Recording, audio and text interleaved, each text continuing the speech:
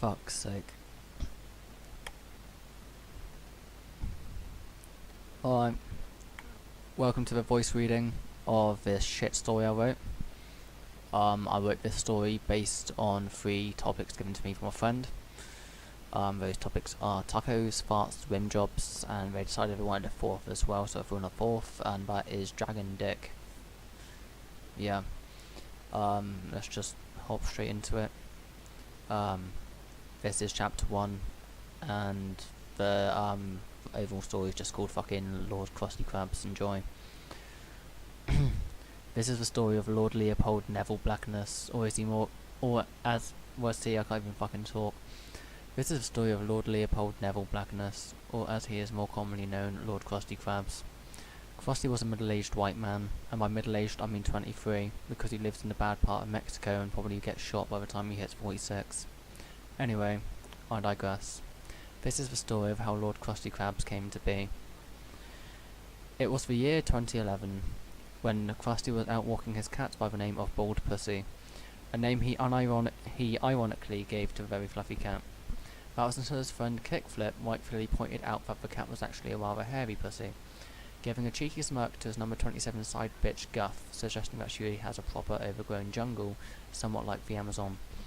This is when Crusty decided he would not shave his beloved cat, that he would shave his beloved cat, rather than renaming it, because it seemed more humane. However, this is not the only realization that Crusty had this day, for he also came to the realization that Guff was proper fucking fit. However, to Kickflip's despair, and to Crusty's life-changing good fortune, the two got into a bit of a domestic after Kickflip refused to take Guff out for tacos. Outraged that her man would not take her out for a 2 AM taco, she threw his treasured genie lamp, of which he would rub every night whilst moaning Aladdin's name, directly at his left testicle, leaving him paralysed. "Fuck," he says, as he falls to the floor, in a voice so monotone that it actually sounds like it's not monotone, sort of like a really bland fuck, but to the point that it sounds like it was intentional and therefore there is further meaning behind the tone used. Anyway, it's not fucking English, let's carry on. It was later that night that Crusty, who was sat at home practicing his head-spinning technique for the upcoming dance-off, received a text from Guff, asking if he wanted to meet for some tacos. Without a moment of hesitation, Crusty hopped out of the door on his pogo stick, shredding some gnarly tricks on his way down the stairs. They met at their local Taco Bell, and decided to sit down together to enjoy their food. Throughout the night, the two exchanged laughs, tacos, and took turns to no-scope the little bitch boy waiter from Oklahoma. The climax of their night soon came as they both reached for the last taco, touching hands. They both stopped and looked at each other, and in a moment of silence the two felt a warmness unlike they had ever felt before in their lives. I'm not doing the fucking voices. "How about we take this one home with us, baby?" Guff says to Crusty, who eagerly accepts, nodding his head like a dog getting rammed up the arse as it shags a lamppost. The two get back to Krusty's apartment and waste no time getting jiggy with it, yo. They rip each other's clothes off, leaving them torn on the floor. Clearly they did not give a single fuck. The two stripped completely naked, leaving Crusty bollock naked with the fine grey wrinkles where his balls sagged. You could easily put a finger in the fold for a good itch if you felt so inclined. Guff, also completely naked, what the fuck, revealed to him her very own ecosystem of rainforest, canals, and a little boat. It's been a year. Krusty's jaw dropped to the floor so hard it shook the building, causing a bookshelf to fall over onto the body of little Jessica Brown sleeping downstairs. She died aged 5. Rest in peace, Jessica. A hairier minge he had never seen in his life. He eagerly pushed Guff onto the mattress, sticking her legs in the air, giving him full access to both her glorious overgrown ravine and swampy mud pit. Crusty dived in, setting his tongue into propeller mode. His favourite method for the hairy pussy, as he loved to get all the pubes sucked up and ravelled around his tongue before delving into the deep. As he ravelled them around his spinning tongue, he lightly pulled, gaining an unexpected outcome from Guff. "Ooh, I'm sorry," she said nervously. "I think I guffed, baby."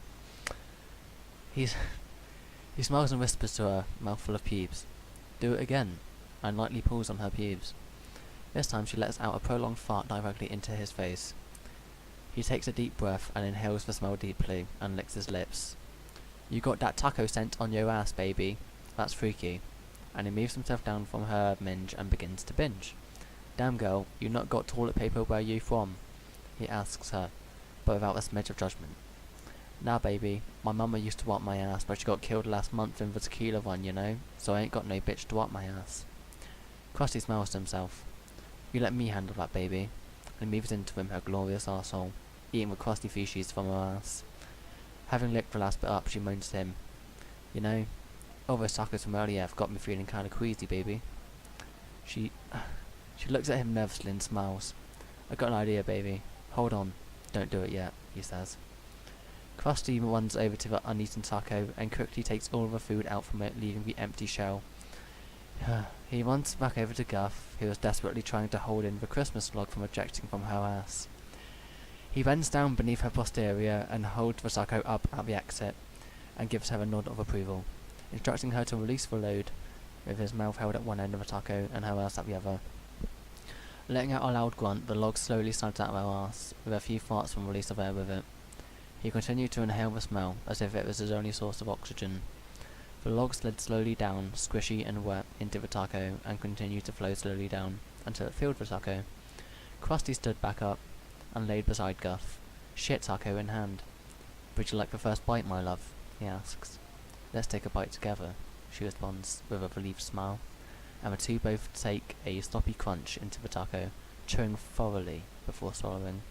They smile a stinky, toothy grin at each other, and continue to bite through the taco until their lips meet, followed by their tongues. After finishing their taco, Guff spreads her legs again and points to her hairy twat. Finish it, Leo. I will use the dragon, he exclaims with excitement. He flexes his arm, revealing a tattoo of a dragon, resembling that of Chinese mythology.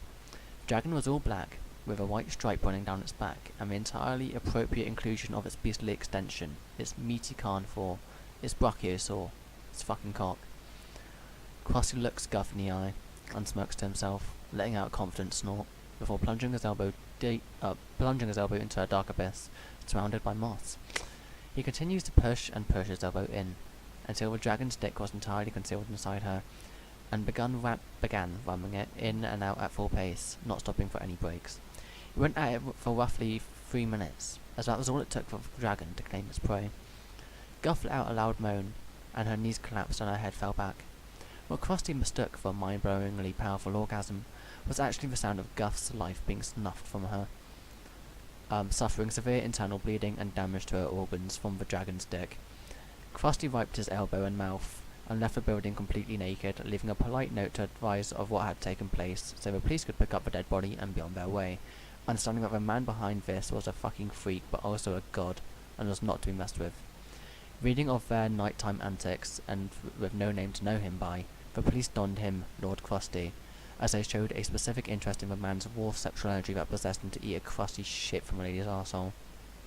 The crabs portion of the title was added later, when research discovered that Guff was riddled with crabs, and that Crusty would have consumed a great deal of them, and hence Crusty's legacy was born, with dead women being found in hotels, having suffered the same fate of Guff, having experienced crusty arsehole women, farting, and of course, tacos. The end. Thank you for listening.